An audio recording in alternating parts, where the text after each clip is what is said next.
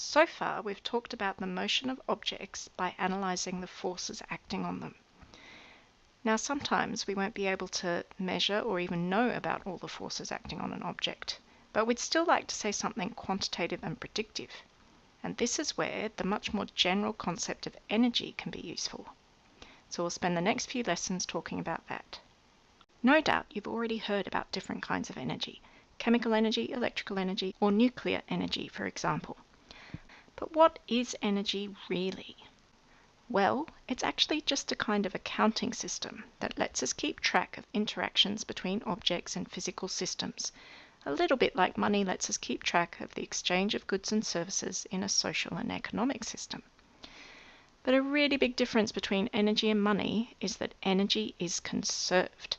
The total amount of energy in the universe stays the same, and it can only be transferred from one attribute of a system to another attribute, or from one system to another. So for example, an accelerating car transfers chemical energy into heat by burning petrol, and then some of this heat energy is transferred into making the car go faster, or increasing its kinetic energy. If the car drives up a hill, then some of the chemical energy is used to move the car and everything in it further away from the centre of the Earth. This means the chemical energy of the petrol has been converted into what's called gravitational potential energy. If the driver now stops and gets out of the car and drops a ball, it will fall and change this potential energy into kinetic energy. Now, this idea of energy and keeping track of its different forms and how it changes from one form to another is already a very powerful conceptual framework. But as physicists, we need to make it quantitative. We need numbers and equations that tell us how to determine those numbers from things we can measure. One thing that is fairly easy to measure is temperature. An increase in the temperature of something means its thermal energy is increased. So within the SI system, the unit of energy is called the joule, and 1 joule is the amount of energy required to heat 0.24 grams of water by 1 degree centigrade. Now, this definition probably seems a little bit arbitrary, but it makes the equations for other types of energy look neater.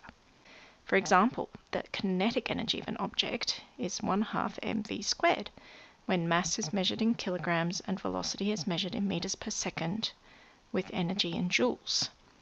If the joule was defined differently, then the factor of 1/2 would be different. But with this definition, we see that the joule is a derived quantity that in terms of basic units is kilograms times meters squared divided by seconds squared.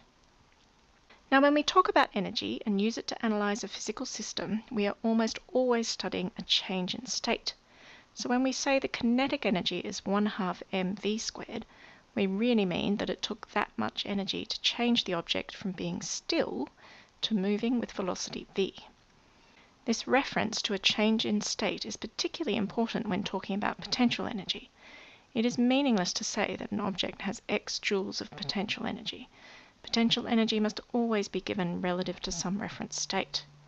For objects near the surface of the Earth, changing the height of an object corresponds to a change in gravitational potential energy proportional to the object's weight as follows. Remember, little g here is acceleration due to gravity at the Earth's surface. Another common type of potential energy related to motion is the elastic energy in a spring. The reference state here is the spring in its relaxed state with no forces being exerted on it.